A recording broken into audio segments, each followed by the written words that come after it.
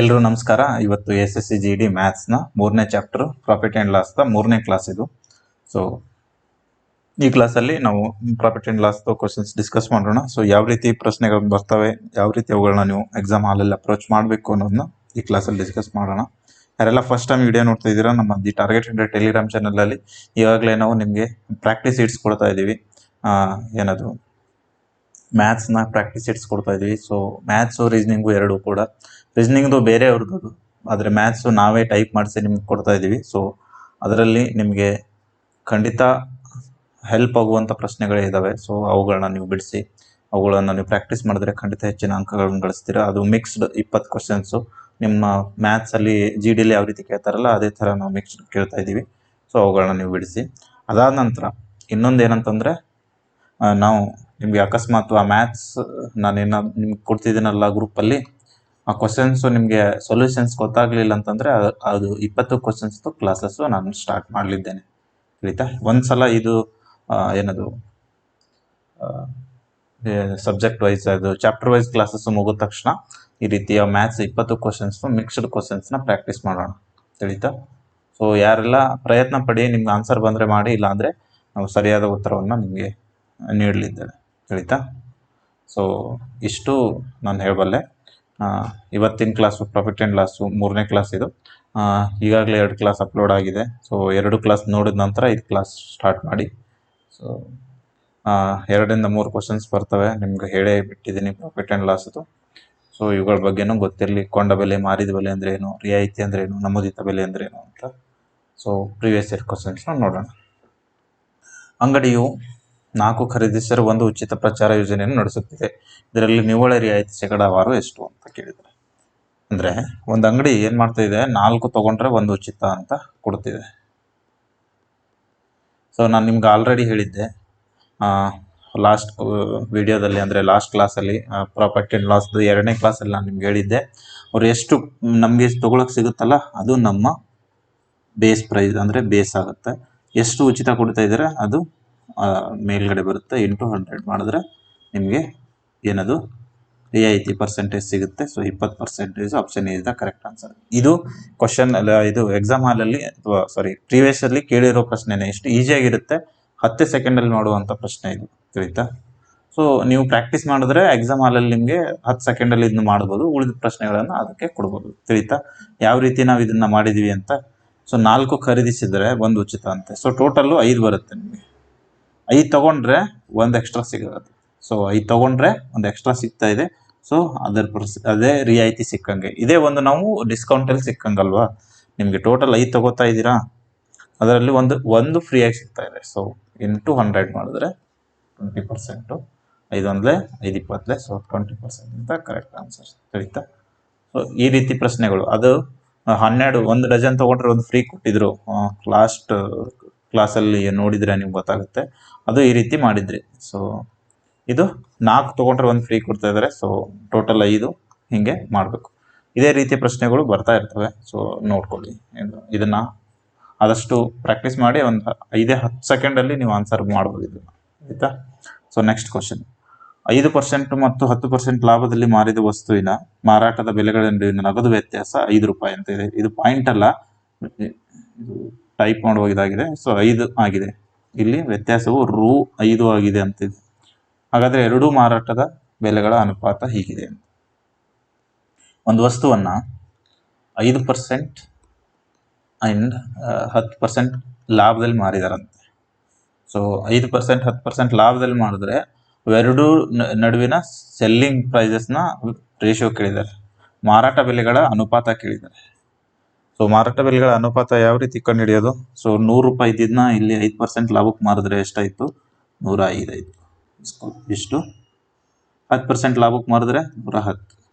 ಛೇದ ಹೊಡ್ರಿ. 5 2 10, 5 1 5, 5 2 10, 5 2 10. So 21:22 ಇಷ್ಟೇ answer. ತಿಳಿತಾ?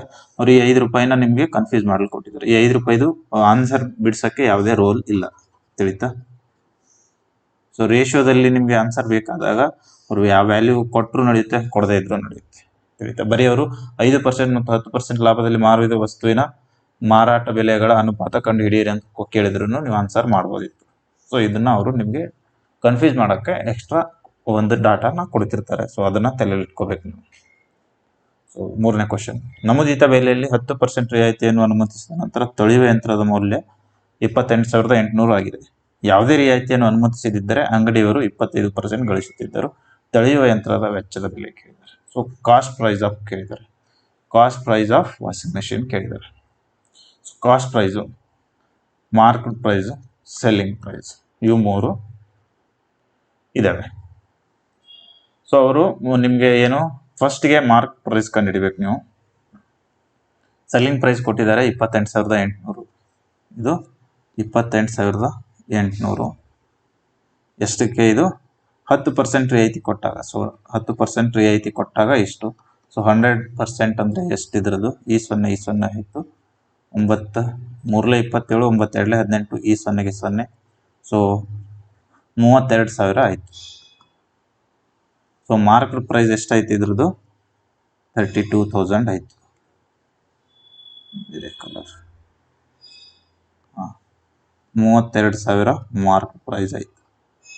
ಇದನ್ನ ಅವರು 25% ಲಾಭ ಸಿಗುತ್ತಂತೆ. ಇಷ್ಟಕ್ಕೆ ಮಾರ್ಕೆಟ್ ಪ್ರೈಸ್ಗೆ ಮಾರಿದ್ರೂ ಕಾಸ್ಟ್ ಪ್ರೈಸ್ ಮೇಲೆ 25% ಲಾಭ ಸಿಗುತ್ತಂತೆ. ಹಾಗಾದ್ರೆ ಕಾಸ್ಟ್ ಪ್ರೈಸ್ ಏನಂತ ಕೊಟ್ಟಿದ್ದಾರೆ. ಸೊ ಇದು 32,000 ಇದೆಯಲ್ಲ, ಇದು 25% ಲಾಭದ ಬೆಲೆ ಇದು. ಸೊ ಎಷ್ಟು? 125% ಲಾಭ. ಸೊ ನಮಗೆ 100%ಗೆ ಈಕ್ವೇಟ್ ಮಾಡಿದ್ರೆ ಕಾಸ್ಟ್ ಪ್ರೈಸ್ ಸಿಗುತ್ತೆ. ಸೊ 25 4 25 5 5 1 5 6 30 2 ಉಳಿತು 5 4 20 0. ಸೊ 4 0 0 6,400 ಇಂಟು 4 ಮಾಡಬೇಕು. ಈ 4 ಇದೆಯಲ್ಲ, ಈ 4. So 4 4 16 4 6 24 1 25 25,600. Option C is the correct answer. ತಿಳಿತಾ? ಯಾರಿಗೆಲ್ಲ ತಿಳಿದಿಲ್ಲ ಇನ್ನೊಂದ್ಸಲ ಹೇಳ್ತೀನಿ ನೋಡಿ.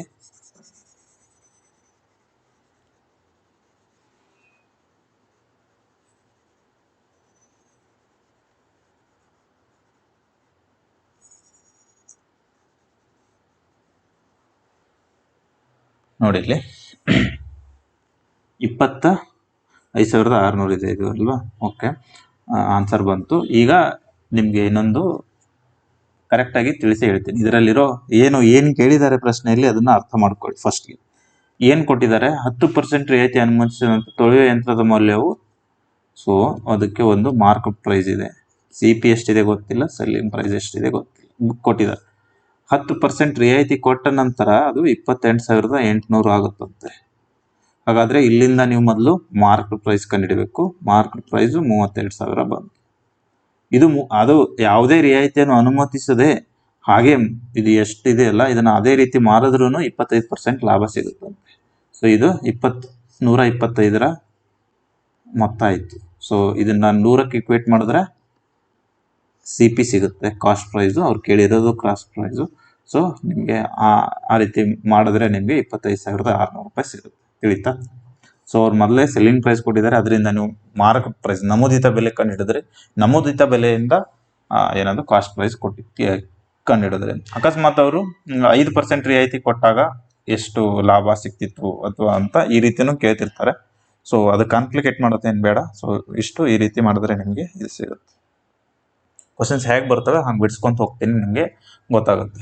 ನಾನೇ ಕೆಲವೊಂದು ಸಲ ಯಾವ ರೀತಿ ಬರ್ತವೆ ಅಂತ ನೆಕ್ಸ್ಟ್ ಹೇಳೋಕೆ ಹೋದ್ರೆ ನಿಮ್ಗೆ ಅದ್ರ ಬಗ್ಗೆ ಯೋಚನೆ ಮಾಡಿ ಸ್ವಲ್ಪ ಕನ್ಫ್ಯೂಷನ್ ಆಗ್ಬೋದು. ಬಟ್ ಈ ಕಣ್ಮುಂದೆ ಇರೋ ಪ್ರಶ್ನೆನ ಕರೆಕ್ಟಾಗಿ ಸಾಲ್ವ್ ಮಾಡೋಣ, ಆಮೇಲೆ ನಿಮಗೆ ಗೊತ್ತಾಗುತ್ತೆ. ಸೊ ಈ ಕ್ವಶನ್, ಒಬ್ಬ ವ್ಯಾಪಾರಿ ತನ್ನ ಸರಕುಗಳನ್ನು ಅವುಗಳ ವೆಚ್ಚದ ಬೆಲೆಗಿಂತ 30% ಹೆಚ್ಚಿಸುತ್ತಾನೆ. ಯಾವುದೇ ಲಾಭವಿಲ್ಲದೆ ತನ್ನ ಸರಕುಗಳನ್ನು ಮಾರಾಟ ಮಾಡಿದರೆ ಅವನು ಯಾವ ರಿಯಾಯಿತಿ ಶೇಕಡವನ್ನು ಅನುಮತಿಸಬೇಕಂತ. ಏನು ಮಾಡ್ತಾನೆ ವ್ಯಾಪಾರಿ? 100 ರೂಪಾಯಿ ಇದೆ ಅಂತ ಅನ್ಕೊಳ್ಳಿ, ಅದನ್ನ 30% ಹೆಚ್ಚಿಗೆ ಮಾಡ್ತಾರಂತೆ. ಸೊ 30% ಹೆಚ್ಚಿಗೆ ಮಾಡಿದ್ರೆ ಎಷ್ಟಾಯಿತು? 130 ಆಯಿತು ಅಲ್ವಾ? ಅದನ್ನ ಯಾವುದೇ ಲಾಭವಿಲ್ಲದೆ ತನ್ನ ಸರಕುಗಳನ್ನು ಮಾರಾಟ ಮಾಡಿದ 100 ರೂಪಾಯಿ ತೊಗೊಂಡಿದ್ದಾನ್ರಿ, ಅದನ್ನ 130 ರೂಪಾಯಿ ಮಾಡಿದ್ದಾನೆ. ಸೊ ಇದನ್ನ ವಾಪಸ್ಸು 100 ರೂಪಾಯಿಗೆ ಮಾರ್ಬೇಕು ಅನ್ಕೊಂಡಿದ್ದಾನೆ. ಅವನಿಗೆ ಯಾವುದೇ ಲಾಭ ಮತ್ತು ಹಾನಿ ಬೇಕಾಗಿಲ್ಲ, ಯಾವುದೇ ಲಾಭನೂ ಬೇಕಾಗಿಲ್ಲ ಅಥವಾ ಹಾನಿನೂ ಬೇಕಾಗಿಲ್ಲ. ತನ್ನ ಏನದು ಸರಕುಗಳನ್ನು ವಾಪಸ್ 100 ರೂಪಾಯಿಗೆ ಮಾರ್ತಾನೆ. ಸೊ 130 ರೂಪಾಯಿ ಇದ್ದಿದ್ದನ್ನ 100 ರೂಪಾಯಿಗೆ ಮಾಡೋಕ್ಕೆ ಏನು ಮಾಡಬೇಕು? 30 ರೂಪಾಯಿನ ಡಿಸ್ಕೌಂಟ್ ಕೊಡಬೇಕು. ಎಷ್ಟಕ್ಕೆ? 130ಕ್ಕೆ. 100ಕ್ಕಲ್ಲ, 130ಕ್ಕೆ 30 ರೂಪಾಯಿ ಡಿಸ್ಕೌಂಟ್ ಕೊಟ್ಟರೆ ಅವನು ವಾಪಸ್ಸು 100 ರೂಪಾಯಿಗೆ ಮಾರ್ಬೋದು. ಹಾಗಾದರೆ ಅದ್ರ ಡಿಸ್ಕೌಂಟ್ ಪರ್ಸೆಂಟೇಜ್ ಕೇಳಿದ್ದಾರೆ, ಸೊ ಇಂಟು 100 ಮಾಡಿದ್ರೆ ನಿಮಗೆ ಆನ್ಸರ್ ಸಿಗುತ್ತೆ. ಇದನ್ನು ಬಿಡಿಸಿದ್ರೆ ನಿಮಗೆ ಆನ್ಸರ್ ಸಿಗುತ್ತೆ. ಸೊ ನೋಡಿ ಬಿಡಿಸಿ. ಈ 0 ಹೋಯ್ತು. 300 /13. 13 ಎರಡಲೇ 26, 4 ಉಳಿತು 40, 13 ಮೂರಲೆ 39, 1 ಉಳಿತು 0 ಕೊಟ್ಟರೆ 100 ಆಯಿತು, 10 100 ಆಯಿತು, 13 ಎಂಟ್ಲೆ ಓಕೆ. ಸೊ 23.08 ಎರಡೇ ಸ್ಥಳಗಳ ಸರಿಪಡಿಸಲು ಹೇಳಿದ್ದಾರೆ. ಸೊ ಎರಡೇ ಸ್ಥಳಗಳು, ಇದು ಇನ್ನೂ ಪಾಯಿಂಟಲ್ಲಿ ಬರ್ತಾ ಹೋಗುತ್ತೆ. ಸೊ ನಿಮ್ಗೆ ಬರೀ ಎರಡೇ ಸ್ಥಳಗಳದ್ದು ಬೇಕು. So option B is the correct answer. ತಿಳಿತಾ? ನೋಡಿ ಎಷ್ಟು ಸಿಂಪಲ್ ಆಗಿ ಮಾಡ್ಕೋಬೋದು. ಸೊ ಆನ್ಸರ್ನ ತರಿಸ್ಬೋದು. ಅದಕ್ಕೋಸ್ಕರ ಪ್ರಾಕ್ಟೀಸ್ ಮಾಡಿ, ಟಫ್ ಅಂತ ಅಂದ್ಕೊಂಡು ಬಿಡಕ್ಕೆ ಹೋಗ್ಬೇಡಿ. ತಿಳಿತಾ? So next question. ವ್ಯಾಪಾರಿ ನಮೂದಿತ ಬೆಲೆಯಲ್ಲಿ 20% ರಿಯಾಯಿತಿ ನೀಡುತ್ತದೆ. ನಗದು ಪಾವತಿಗಳ ಮೇಲೆ ಮತ್ತೆ ಕಡಿಮೆಯಾದ ಬೆಲೆಯ ಮೇಲೆ 10% ರಿಯಾಯಿತಿ ನೀಡುತ್ತದೆ. ಸೊ ಇದನ್ನು ಆಲ್ರೆಡಿ ನಾನು ಡಿಸ್ಕಸ್ ಮಾಡಿದ್ದೀನಿ. ಸೊ ನೀವು ಯಾರೆಲ್ಲ ಹಳೆ ಕ್ಲಾಸ್ ಕೇಳಿದ್ರೆ ಅವ್ರು ಆನ್ಸರ್ ಮಾಡ್ಬೋದು. ಸೊ ನಿಮ್ಮ ಆನ್ಸರ್ನ ಕಮೆಂಟ್ ಸೆಕ್ಷನಲ್ಲಿ ತಿಳಿಸಿ. ತಿಳಿತಾ? ಸೊ ಯಾವ ರೀತಿ ಮಾಡಬೇಕು ಹೇಳಿದ್ದೀನಲ್ವಾ ಆಲ್ರೆಡಿ. 2 ಸಲ ಅಂದರೆ ಅದೇ ನಗದು ಪಾವತಿ ಮಾಡಿದ್ರೆ 2 ಸಲ ರಿಯಾಯಿತಿ ಸಿಗುತ್ತೆ. ಮೊದಲನೇ ಸಲ ಎಲ್ರಿಗೂ 20%, ನಗದು ಪಾವತಿ ಮಾಡೋರಿಗೆ 10%. ಸೊ 5,000 ರೂಪಾಯಿ ಕೊಟ್ಟವ್ರಿಗೆ ನಗದಲ್ಲಿ ಎಷ್ಟು ಹಣ ನೀಡಬೇಕಂತ ಕೇಳಿದ್ದಾರೆ. ಸೊ 5,000ನ ಫಸ್ಟಿಗೆ 20% ಅಂದರೆ 80 /100 ಇಂಟು 10% ಅಂದರೆ 90 /100. ಸೊ ಈ 3 0, 2 0, ಇದೊಂದು 0 ಹೋಯ್ತು, ಈ 0 ಆಯಿತು. 89 72 ಇಂಟು 5, ಇಲ್ಲಿ 0 ಇದೆ. ಸೊ 50 ಆಯಿತು. 5 2 10, 5 7 35, 36, 3,600. Option is the correct answer. ಈ 0ನ ಎಕ್ಸ್ಟ್ರಾ ಇಟ್ಕೊಂಡೆ ನಾನು, ಯಾಕಂದರೆ ಇಲ್ಲಿ 0 ಇದೆ ಅಲ್ವಾ. ಸೊ ಅದೇ ಇಲ್ಲಿದೆ. 3,600 ಇಸ್ ದ ಕರೆಕ್ಟ್ ಆನ್ಸರ್. ತಿಳಿತಾನೆ? ಯಾವ ರೀತಿ ಬಿಡಿಸ್ಬೇಕು ಅನ್ನೋದು ಗೊತ್ತಾಯ್ತಲ್ವ. ಇದು ಆಲ್ರೆಡಿ ಬಿಡಿಸಿರೋ ಲೆಕ್ಕನೇ. ಸೊ ಅದಕ್ಕೋಸ್ಕರ ಇನ್ನು ಹೆಚ್ಚಿಗೆ ಅದಕ್ಕೆ ಟೈಮ್ ಕೊಡೋದು ಬೇಡ. ರೇಣು 2 ಕೈ ಗಡಿಯಾರಗಳನ್ನು ಪ್ರತಿಯೊಂದನ್ನು ಒಂದೇ ಬೆಲೆಗೆ ಖರೀದಿಸಿದನು ಮತ್ತು ಅವುಗಳಲ್ಲಿ ಒಂದನ್ನು 20% ಲಾಭದಲ್ಲಿ ಮತ್ತು ಇನ್ನೊಂದು 24.2% ಲಾಭದಲ್ಲಿ ಮಾರಿದನು. ಅವುಗಳ ಮಾರಾಟದ ಬೆಲೆಗಳ ನಡುವಿನ ವ್ಯತ್ಯಾಸವು 180 ರೂಪಾಯಿಗಳಾಗಿದ್ದರೆ ಪ್ರತಿ ಕೈ ಗಡಿಯಾರದ ವೆಚ್ಚದ ಬೆಲೆ ಎಷ್ಟು ಅಂತ ಕೇಳಿದ್ದಾರೆ. ಸೊ ಏನು ಮಾಡ್ತಾನೆ, ರೇಣು ಒಂದು 2 ವಾಚ್ ತಗೋತಾನೆ. ಅದನ್ನು 100 ರೂಪಾಯಿಗೆ ತೊಗೊಂಡಿದ್ದಾನೆ ಅಂದ್ಕೊಳ್ಳೋಣ.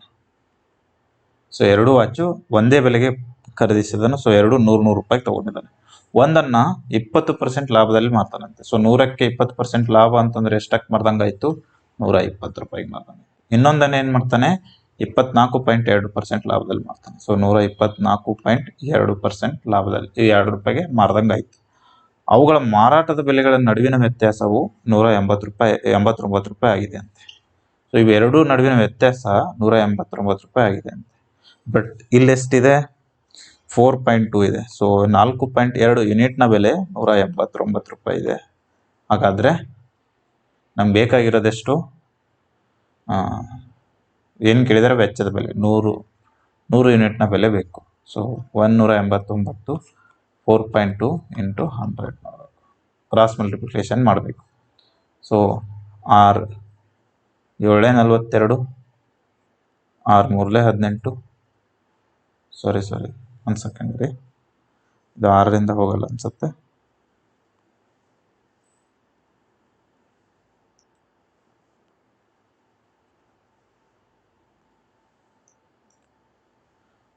ಏಳು 6 42, ಇಲ್ಲಿ ಪಾಯಿಂಟ್ ಇದೆಯಲ್ಲ. ಸೊ ಈ ಪಾಯಿಂಟ್ ಬದಲು ಮೇಲೆ ಒಂದು ಎಕ್ಸ್ಟ್ರಾ 0. ಸೊ ಈ ಪಾಯಿಂಟ್ನ ಹೋಯ್ತು. ಸೊ 7 6 42, 7 2 14, 4 ಉಳಿತು, 7 7 49, 3 2 6, 3 9 27, 2 1 2 50, 9 5 45, ಇಲ್ಲೊಂದು ಇನ್ನೊಂದು 0 ಇದೆ. So 4500. Option C is the correct answer. 6ನೇದಕ್ಕೆ option C 4500 is the correct answer. ತಿಳಿತಲ್ವಾ? ಸೊ 120 ರೂಪಾಯಿ. ಇವೆರಡರ ನಡುವಿನ ಯೂನಿಟ್ ವ್ಯತ್ಯಾಸ ಎಷ್ಟಿದೆ? 4.2 ಇದೆ. ಬಟ್ ಆ್ಯಕ್ಚುಯಲ್ ಆಗಿ ಎಷ್ಟಿದೆ? 189 ರೂಪಾಯಿ ಇದೆ. ಸೊ 189 ರೂಪಾಯಿ ಇದೆ ಅಂದಮೇಲೆ ಸೊ 100 ಯೂನಿಟ್ನ ಬೆಲೆ ನಾವು ಕಂಡುಹಿಡಬೇಕು. ಯಾಕಂದರೆ ನಾವು 100 ಅಂದ್ಕೊಂಡು ಅವರ ಕಾಸ್ಟ್ ಪ್ರೈಸ್ 100 ಅಂದ್ಕೊಂಡು ಇದನ್ನು ಬಿಡಿಸಿದ್ದೀವಿ. ಸೊ 100 ಯೂನಿಟ್ನ ಬೆಲೆ ಕಂಡುಹಿಡಿದ್ರೆ ನಮಗೆ ಕಾಸ್ಟ್ ಪ್ರೈಸ್ ಸಿಗುತ್ತೆ. ಕೈ ಗಡಿಯಾರದ ವೆಚ್ಚದ ಬೆಲೆ ಸಿಗುತ್ತೆ, ಕಾಸ್ಟ್ ಪ್ರೈಸು ಗಡಿಯಾರದ್ದು ಸಿಗುತ್ತೆ. ತಿಳಿತಾ? ಸೊ ಅದೇ ರೀತಿ ಈ ಬಿಡಿಸಿದ್ರೆ ನಿಮಗೆ ಆನ್ಸರ್ ಬರುತ್ತೆ.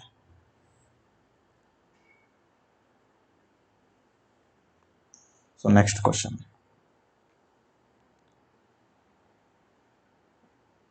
ಬಟ್ಟೆ ವ್ಯಾಪಾರಿ 42 ಶರ್ಟ್ಗಳನ್ನು ಖರೀದಿಸಿದನು. ಪ್ರತಿಯೊಂದು 524ಕ್ಕೆ ಅವುಗಳನ್ನು ಪ್ರತಿಯೊಂದು 520 ರೂಪಾಯಿಗೆ ಇದು ಹಿಂದೆ ಮುಂದೆ ಆಗಿದೆ. ಪ್ರತಿಯೊಂದಕ್ಕೆ 520 ರೂಪಾಯಿ ಖರೀದಿಸಿದನು ಅಂತ ಆಗಬೇಕಿದೆ. ತಿಳಿತಾ? ಸೊ ಕನ್ನಡದಲ್ಲಿ ಸ್ವಲ್ಪ ಮಿಸ್ಟೇಕ್ ಆಗಿದೆ, ಇದನ್ನು ಮಾಡ್ಕೊಳ್ಳಿ. ಒಂದು ನಿಮಿಷ. ಕನ್ನಡದಲ್ಲಿ ಅದು ಕರೆಕ್ಟಾಗಿ ಓದ್ಕೊಳ್ಳಿ. ಇಂಗ್ಲೀಷಲ್ಲಿ ಕರೆಕ್ಟಾಗಿದೆ. ಸೊ ಕನ್ನಡದಲ್ಲಿ ಕೆಲವೊಂದು ಸಲ ಮಿಸ್ ಆಗ್ತಾ ಇರುತ್ತೆ, ನೋಡ್ಕೊಳ್ಳಿ. ಬಟ್ಟೆ ವ್ಯಾಪಾರಿ 42 ಶರ್ಟ್ಗಳನ್ನು ಖರೀದಿಸಿದನು. ಪ್ರತಿಯೊಂದಕ್ಕೆ 520 ರೂಪಾಯಿ ನೀಡಿದನು. ಅವುಗಳನ್ನು ಪ್ರತಿಯೊಂದಕ್ಕೆ 548ರಂತೆ ಮಾರಾಟ ಮಾಡಿದರೆ ಪ್ರತಿ ಬಟ್ಟೆ ಮೇಲೆ ಸಿಗುವ ಲಾಭದ ಪ್ರತಿಶತ ಎಷ್ಟು? ಸೊ ಈ 42 ಶರ್ಟ್ಗಳು ಸುಮ್ಮನೆ ಅವರು ನಿಮಗೆ ಕನ್ಫ್ಯೂಷನ್ ಮಾಡಲು ಕೊಟ್ಟಿದ್ದಾರೆ. ನಮಗೆ ಕೊಂಡ ಬೆಲೆ ಸಿಕ್ಕಿದೆ. ಸೊ ಕಾಸ್ಟ್ ಪ್ರೈಸ್ ಎಷ್ಟು? 520 ರೂಪಾಯಿ. ಮಾರಿದ ಬೆಲೆ ಎಷ್ಟು? ಸೆಲ್ಲಿಂಗ್ ಪ್ರೈಸು 548 ರೂಪಾಯಿ ಅಲ್ವಾ? ಒಂದು ಸೆಕೆಂಡ್ ಇರಿ, ಕರೆಕ್ಟಾಗಿ ಬರಿತಾ ಇಲ್ಲ.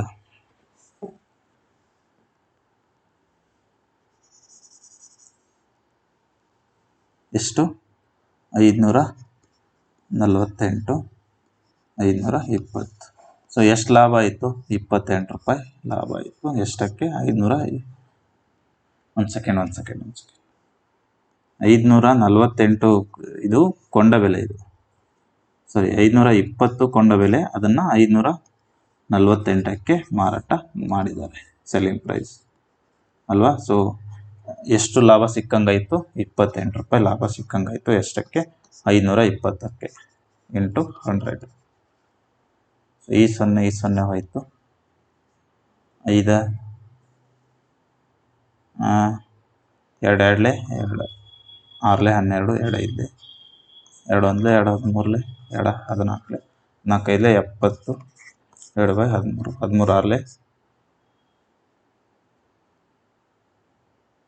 13 5 65. ಸೊ 5.5 ಉಳಿತು. 13 3 39. 5.38 is the correct answer. 5 point ಇರೋದು ಇದು ಒಂದೇ option D.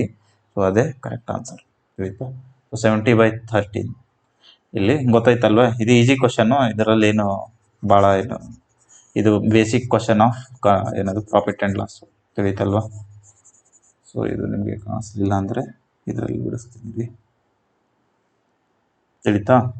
Cost price selling ಪ್ರೈಸ್ದು ಎಷ್ಟಿದೆ ಅಂತ ಡೈರೆಕ್ಟಾಗಿ ಕೊಟ್ಟಿದ್ದಾರೆ. 548ಕ್ಕೆ ಮಾರ್ತಾರೆ. 520ಕ್ಕೆ ತೊಗೊಂಡು ವಾಚನ್ನು 548ಕ್ಕೆ ಮಾರ್ತಾರೆ. ಹಾಗಾದರೆ 28 ರೂಪಾಯಿ ಲಾಭ. ಎಷ್ಟಕ್ಕೆ? 28 ರೂಪಾಯಿ 520ಕ್ಕೆ 100ಕ್ಕೆ ಎಷ್ಟು ಅಂತ ಕೇಳಿದ್ದಾರೆ. ಸೊ ಲಾಭದ ಪ್ರತಿಶತ ಕೇಳಿದ್ದಾರೆ. ಸೊ ಈ ರೀತಿ ಮಾಡಿದ್ರೆ ನಿಮಗೆ ಆನ್ಸರು ಸಿಗುತ್ತೆ 5.38% ಅಂತ. ಆಯಿತಾ? So next question. ಎ ಹಲವಾರು ಮಾವಿನ ಹಣ್ಣುಗಳನ್ನು 2ಕ್ಕೆ 5 ರೂನಂತೆ ಖರೀದಿಸಿದನು ಮತ್ತು ಸಮಾನ ಸಂಖ್ಯೆಯ ಮಾವಿನ ಹಣ್ಣುಗಳನ್ನು 3ಕ್ಕೆ 5 ರೂನಂತೆ ಖರೀದಿಸಿದನು. 20% ಲಾಭದಲ್ಲಿ ಮಾರಲು ಅವಳು 1 ಡಜನ್ ಮಾವಿನ ಹಣ್ಣನ್ನು ಎಷ್ಟಕ್ಕೆ ಮಾರಬೇಕು? ಸೊ ಎರಡು ಸೇಮ್ ತಗೋಬೇಕು. ಅಂದರೆ ಏನದು? ಎರಡು ಥರ ಮಾವಿನ ಹಣ್ಣುಗಳನ್ನು ತೊಗೊಂಡಿದ್ದಾರೆ. 2 ಥರ ತೊಗೊಂಡಿದ್ದಾರೆ. ಸೊ ಫಸ್ಟ್ ಅಲ್ಲಿ ಏನಿದೆ? ಮಾವಿನ ಹಣ್ಣುಗಳು ಎಷ್ಟು? Bot 2 for 5 rupees. 5 ರೂಪಾಯಿಗೆ 2 ತೊಗೊಂಡಿದ್ದಾರೆ. ಮಾವಿನ ಹಣ್ಣುಗಳು ಇದು ಬೆಲೆ. ಎರಡನೇ ಸಲ 5 ರೂಪಾಯಿಗೆ 3 ತೊಗೊಂಡಿದ್ದಾರೆ. ಸೊ ಟೋಟಲ್ ನೀವು 12 ಮಾವಿನ ಹಣ್ಣು ಮಾಡಬೇಕು. ಬಟ್ 2 ಒಂದೇ ಇದರಲ್ಲಿರ್ಬೇಕು. ಏನದು? ಸಮಾನ ಸಂಖ್ಯೆಯ ಮಾವಿನ ಹಣ್ಣುಗಳು ಇರಬೇಕು. ಅಂದರೆ 2 6 ತೊಗೊಂಡ್ರೆ 12 ಆಗುತ್ತೆ ಅಲ್ವಾ? 1 ಡಜನ್ ಹಣ್ಣು ಎಷ್ಟಕ್ಕೆ ಮಾರಾಟ ಮಾಡಬೇಕಂತ ಕೇಳಿದರೆ 20% ಲಾಭ ಸಿಗಲು. ಸೊ 1 ಡಜನ್ 6 ಮಾಡ್ಕೋಬೇಕು. ಸೊ ಇದನ್ನು 6 ಮಾಡಲಿ ಏನು ಮಾಡಬೇಕು? ಇಂಟು 3 ಮಾಡಬೇಕು. ಸೊ ಎಷ್ಟಾಯ್ತು? ಇದು 15 ರೂಪಾಯಿಗೆ 6 ಆಯಿತು. ಇದನ್ನು 6 ಮಾಡಲಿ ಏನು ಮಾಡಬೇಕು? ಇಂಟು 2 ಮಾಡಬೇಕು. ಎಷ್ಟಕ್ಕೆ ಇಲ್ಲಿ ನಿಮ್ಮ ಕಲರ್ ಚೇಂಜ್ ಮಾಡಿದ್ರೆ ಗೊತ್ತಾಗುತ್ತೆ. ಇದು 15 ರೂಪಾಯಿಗೆ 6 ಆಯಿತು, ಇದು 10 ರೂಪಾಯಿಗೆ 6 ಆಯಿತು. ಸೊ ಟೋಟಲ್ 12 ಮಾವಿನ ಹಣ್ಣು ಬಂತು ಎಷ್ಟು? 25 ರೂಪಾಯಿಗೆ. ಸೊ 25 ರೂಪಾಯಿಗೆ ಅವನು ಕೊಂಡ್ಕೊಂಡಂಗೆ ಆಯಿತು. ಅವನಿಗೆ 20% ಲಾಭ ಸಿಗ್ಬೇಕಂದ್ರೆ ಎಷ್ಟಕ್ಕೆ ಮಾರಬೇಕು? 20% ಲಾಭ ಅಂದರೆ ಎಷ್ಟು? ಲಾಭ ಅಂದರೆ 120/100. 25 ಒಂದಲೇ 25 ನಾಲ್ಕಲೇ 4 ಒಂದಲೇ 4 30. So 30 RS 30 is the correct answer. So ಈ ರೀತಿ ಬಿಡಿಸ್ಬೇಕು. ಇನ್ನು 9ನೇ ಕ್ವಶನ್. ರೆಫ್ರಿಜಿರೇಟರನ್ನು ರು 28,448ಗೆ ಮಾರಾಟ ಮಾಡುವ ಮೂಲಕ ಅಂಗಡಿಯವರು 12% ಲಾಭ ಗಳಿಸುತ್ತಾರೆ. ಲಾಭವನ್ನು 8%ಗೆ ಇಳಿಸಿದರೆ ರೆಫ್ರಿಜಿರೇಟರ್ನ ಹೊಸ. ಸೊ ರೆಫ್ರಿಜಿರೇಟರ್ನ ಫಸ್ಟ್ಗೆ 12% ಲಾಭಕ್ಕೆ ಮಾರ್ತಾರಂತೆ, ಅದನ್ನು ಮತ್ತೆ 8% ಲಾಭಕ್ಕೆ ಕಡಿಮೆ ಮಾಡಿಸ್ಬೋದು. ಸೊ 12% ಲಾಭ ಅಂದ್ರೆ ಎಷ್ಟು? 112. 8% ಲಾಭ ಅಂತಂದ್ರೆ ಎಷ್ಟು? 108. ಸೊ 112 ಬೆಲೆ ಕೊಟ್ಟಿದ್ದಾರೆ, 28,448. ನಮಗೆ ಬೇಕಾಗಿರೋದು 108 ಬೆಲೆ. ಸೊ ಅದನ್ನೇ ಇಲ್ಲಿ ಕ್ರಾಸ್ ಮಲ್ಟಿಪ್ಲಿಕೇಶನ್ ಇದರಲ್ಲಿ ಮಾಡಿ. 28,448 ಇದು 112 ಬೆಲೆ ಇಂಟು 108. ಇದನ್ನು ನೀವು ಕ್ಯಾಲ್ಕುಲೇಟ್ ಮಾಡಿ. ಇಷ್ಟಾದರೂ ನೀವಾಗೆ ಮಾಡ್ಕೊಳ್ಳಿ, ಇದನ್ನು ಮತ್ತೆ ನಾನು ಕ್ಯಾಲ್ಕುಲೇಟ್ ಮಾಡ್ತಾ ಕೂರಲ್ಲ. ಸೊ ಈ ಕ್ಯಾಲ್ಕುಲೇಟ್ ಮಾಡಿದ್ರೆ ಆನ್ಸರು 27,432 ಬರುತ್ತೆ.